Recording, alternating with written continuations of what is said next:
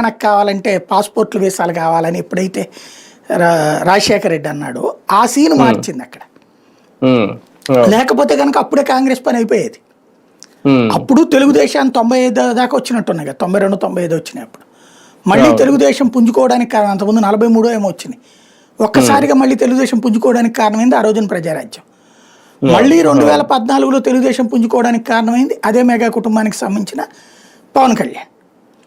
మళ్ళీ తెలుగుదేశాన్ని దెబ్బతీయడానికి ప్రయత్నించినటువంటి జగన్మోహన్ రెడ్డిని కంట్రోల్ చేయడానికి 2019లో ఇక్కడ ఏకంగా ప్రభుత్వ వ్యతిరేక ఓటు చేల్చడానికి తనే జగన్ అధికారంలోకి రానివ్వనని చెప్పి తిరిగింది అదే పవన్ కళ్యాణ్. ఓవరాల్గా మెగా కుటుంబానికి, వైఎస్ కుటుంబానికి ఫ్యాక్షన్ గొడవలు ఏం లేవు, కానీ వైఎస్ కుటుంబం అధికారంలోకి రానియకుండా చూసేటందుకోసం ఫ్రమ్ ద బిగినింగ్ ప్రయత్నించింది మెగా కుటుంబం అన్నటువంటిది. అది తెలుగుదేశానికి అనుకూలంగానే అన్నటువంటి సినిమా స్పష్టంగా కనబడుతుంది అక్కడ. అయితే తెలుగుదేశంతో విభేదించినట్టు కొంత హై డ్రామా అయితే నడిచింది, కానీ అది ఎక్కడా కూడా స్ట్రగుల్ కాదు. ఫైనల్ గా మళ్ళీ వాళ్ళతో కలిసి మూవింగే నడిచింది అక్కడ. అది ఇక్కడ పాయింట్.